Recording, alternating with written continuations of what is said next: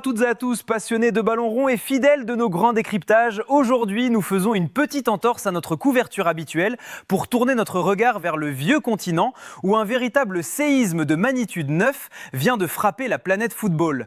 C'est officiel, c'est acté et c'est tout bonnement terrifiant pour les amoureux du calcio. L'Italie, la grande nationale, quadruple championne du monde, est éliminée de la course au mondial 2026. Prenez le temps de réaliser la portée historique de cette phrase. 2018 en Russie, absente. 2022 au Qatar, absente. 2026 en Amérique du Nord, absente. C'est la troisième fois consécutive que l'Italie regardera la plus prestigieuse des compétitions depuis son canapé. Sur le plateau, le constat est effrayant. Toute une génération de jeunes Italiens de moins de 20 ans n'a absolument jamais vu son pays franchir le premier tour d'une Coupe du Monde, le dernier match à élimination directe remontant au sacre de 2006. Nous ne sommes plus face à un simple accident industriel, nous sommes face à une anomalie systémique, une tragédie sportive absolue. Mais le plus terrible dans ce nouveau fiasco, comme le soulignent très justement les experts Andrea Chasi et Daniel Manouchian, c'est la psychologie de l'échec. En 2017, lors de l'élimination face à la Suède, tout le pays était tombé des nues. C'était un traumatisme national, une déchirure. Mais aujourd'hui, face à la Bosnie, la douleur semble presque anesthésiée par l'habitude. À force de vivre des traumatismes à répétition, le supporter italien s'est blindé. Il n'est plus surpris. Et c'est peut-être cela le plus dramatique. L'Italie s'est habituée à perdre. La sélection n'est plus ce monstre de solidité qui faisait trembler l'Europe. Elle est devenue une équipe vulnérable, lisible et rongée par le doute. Et ce doute, cette peur panique, a littéralement transpiré par tous les pores des joueurs italiens lors de ce fameux barrage face à la Bosnie. Sur le papier, avec une colonne vertébrale composée de joueurs évoluant à l'Inter Milan, en Première Ligue ou ayant disputé des finales de Ligue des Champions, l'Italie devait écraser la rencontre. Mais sur la pelouse cabossée de ce stade bosnien, dans une ambiance de feu qui rappelait les plus grands traquenards de Coupe de France, la nationale a sombré. Dès les premières minutes, le contraste des attitudes fut saisissant et impitoyable. D'un côté, une équipe de Bosnie libérée, jouant le match de sa vie avec un courage héroïque, à l'image du jeune Bayraktarevic, tentant des coups du foulard, Rabona, avec une insolence rafraîchissante. De l'autre, des stars italiennes tétanisées, les jambes tremblantes, fuyant leurs responsabilités à chaque prise de balle. Le naufrage a atteint son paroxysme avec l'expulsion désastreuse d'Alessandro Bastoni, laissant ses partenaires à 10 contre 11. Une prestation stérile, vide de sens, où l'Italie n'a jamais su imposer son rang, se contentant d'un jeu pauvre et d'un plan tactique proche du néant absolu. Si les joueurs sur la pelouse ont failli et tremblé, que dire du grand architecte de cette déroute sur le banc de touche ? L'arrivée de Gennaro Gattuso à la tête de la nationale devait pourtant insuffler cette fameuse grinta, ce supplément d'âme et cette rage de vaincre qui ont toujours caractérisé l'ancien milieu de terrain emblématique de l'AC Milan. L'objectif de la fédération était clair, réveiller un groupe léthargique par un électrochoc émotionnel. Mais au très haut niveau international, l'émotion et les cris de motivation ne remplaceront jamais la cohérence tactique. Et sur ce point précis, l'analyse de nos experts sur le plateau est sans appel. Le plan de jeu concocté par Gattuso face à la Bosnie s'apparente à un véritable suicide tactique. Comment justifier la mise en place d'un bloc bas, frileux et recroquevillé sur lui-même face à une équipe bosnienne qui s'appuie justement sur deux véritables piliers physiques dans sa surface de réparation. En refusant de prendre le contrôle du ballon, l'Italie a invité la pression et subi les vagues. Pire encore, les choix des hommes posent d'immenses questions structurelles. Demander à des joueurs au profil très offensif comme Matteo Politano ou Federico Di Marco de couvrir des distances folles de 40 ou 50 mètres pour redescendre défendre, c'est les exposer inévitablement à des erreurs de lucidité fatales. L'occasion ratée de Di Marco qui oublie totalement de servir Palestra sur sa droite pour s'enfermer dans une frappe croisée hasardeuse juste avant l'égalisation bosnienne en est le triste symbole. Et que dire de la gestion cataclysmique du cas Alessandro Bastoni ? Aligné au cœur de la défense plutôt qu'à son poste préférentiel d'axial gauche, le défenseur central, déjà en méforme psychologique évidente et traînant les fantômes de ses erreurs récentes en club, a traversé la rencontre comme une âme en peine. Gattuso a persisté à le laisser sur le terrain alors que son naufrage était prévisible, jusqu'à l'inévitable carton rouge qui a condamné ses partenaires à jouer à 10 contre 11. Une faillite managériale incompréhensible. Mais si la déroute sportive est accablante, la palme de l'absurdité revient indiscutablement à la communication des hautes sphères de la Fédération italienne de football, FIGC, au coup de sifflet final. Alors que tout un pays pleure la pire crise de son histoire footballistique, le président Gabriele Gravina s'est présenté face aux médias avec un discours totalement déconnecté de la réalité. Sur notre plateau, les mots de nos journalistes sont durs face à cette prise de parole jugée purement lunaire. Gravina a osé parler d'un match héroïque de la part de ses joueurs. Il a encensé Gennaro Gattuso, le qualifiant de très grand entraîneur, et s'est même félicité de la soi-disant évolution de ce groupe. Une tentative désespérée de protéger son propre bilan et de justifier son choix de sélectionneur, quitte à insulter l'intelligence des millions de tifosi qui venaient d'assister à une purge absolue de 120 minutes. Pour couronner le tout, le président a sorti l'excuse classique, le bouclier des faibles, l'arbitrage. En pointant du doigt les décisions du Français Clément Turpin pour masquer la misère de son équipe, Gravina a confirmé le mal profond du calcio. C'est un déni absolu. Quand les plus hautes instances refusent à ce point de voir leur propre médiocrité et s'accrochent au pouvoir politique, il devient rigoureusement impossible de reconstruire. Face à un champ de ruines aussi cataclysmique, une question brûlante s'impose inévitablement pour projeter la nationale vers la lointaine Coupe du Monde 2030. Qui doit prendre les rênes de cette équipe malade ? Si le sort de Gennaro Gattuso semble scellé dans l'esprit de tous les observateurs, malgré la protection politique farouche du président Gravina, le profil de son successeur déchire les experts sur le plateau de l'After Italie.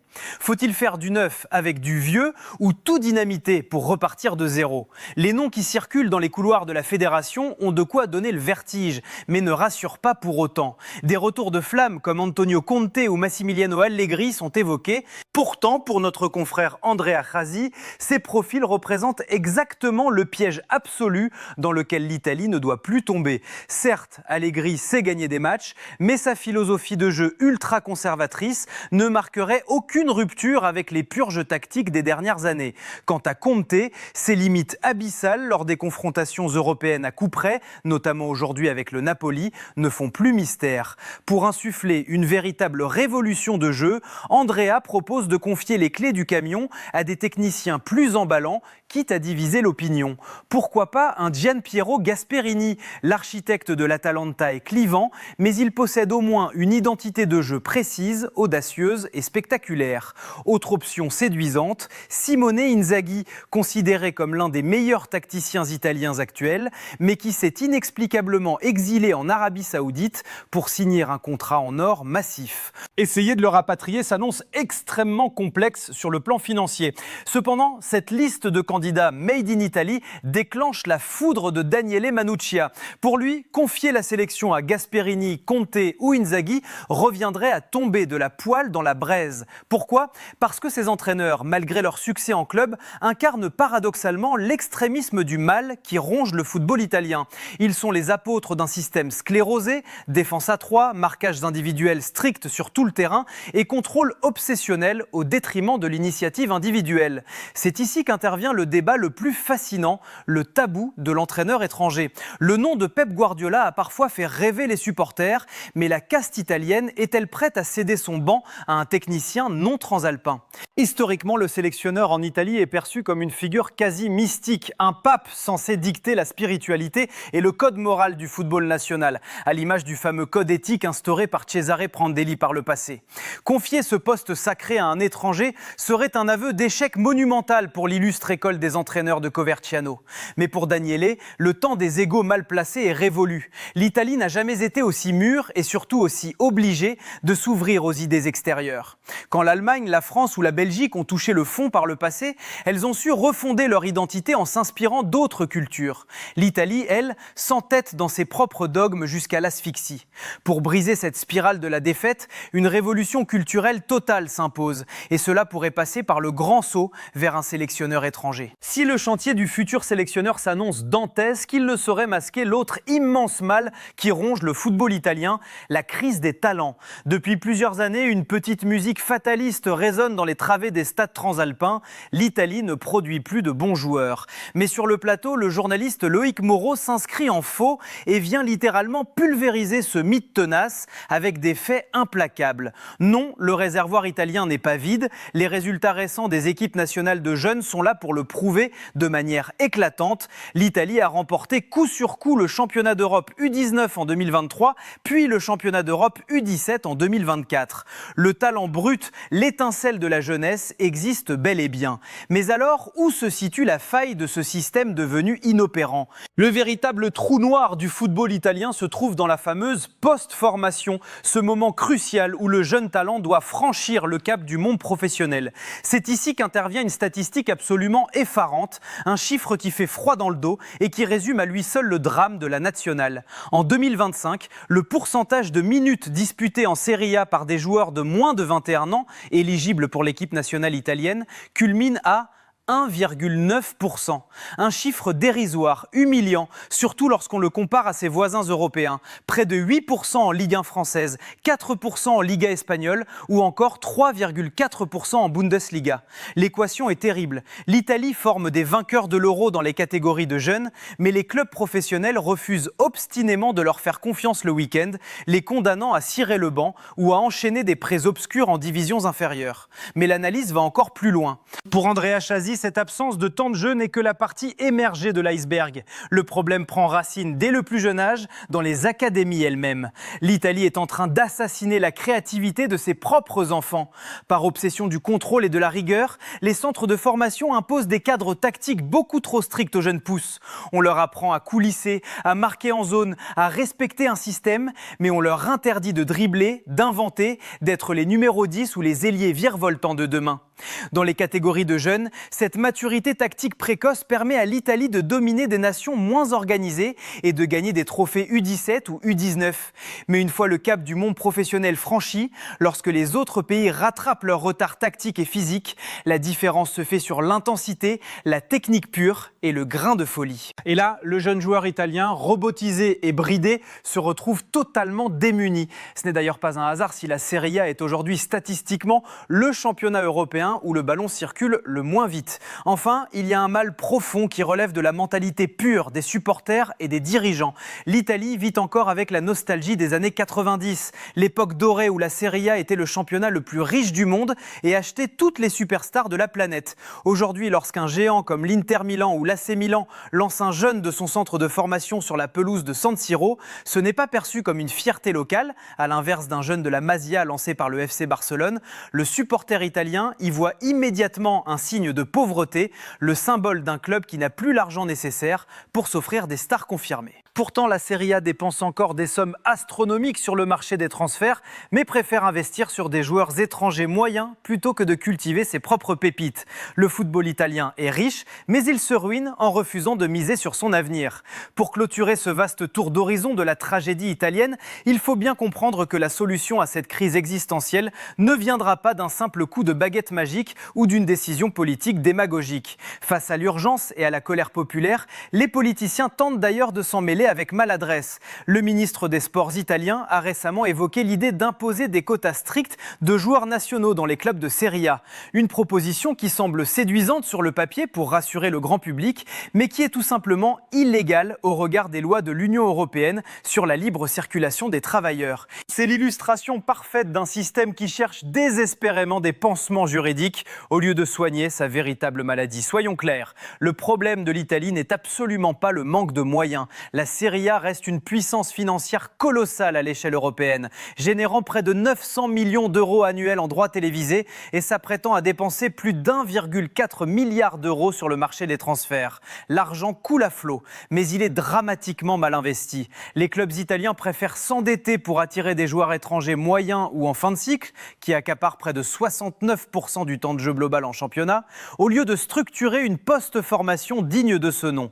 Remporter l'Euro U17 ou l'Euro U19 n'a strictement aucune valeur si ces gamins finissent par sombrer dans l'oubli à 20 ans, sacrifiés sur l'autel de la rentabilité immédiate et de la peur pathologique de perdre un match le dimanche. Et au sommet de la pyramide, rien ne semble bouger. On assiste à un véritable Game of Thrones institutionnel où Gabriele Gravina, le président de la fédération, s'accroche à son siège.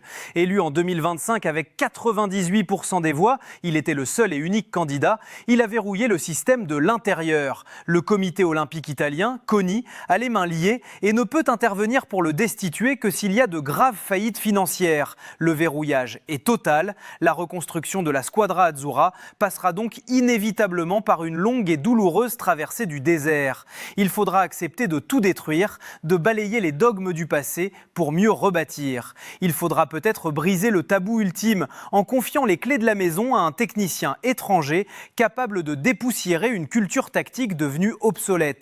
Il faudra surtout réapprendre à aimer le football pour ce qu'il a de plus pur, le jeu, l'audace, la créativité et la folie de la jeunesse. Sans ce virage à 180 degrés, l'Italie continuera de regarder les grandes nations festoyer, recluses dans la nostalgie d'un passé glorieux qui s'éloigne un peu plus à chaque élimination.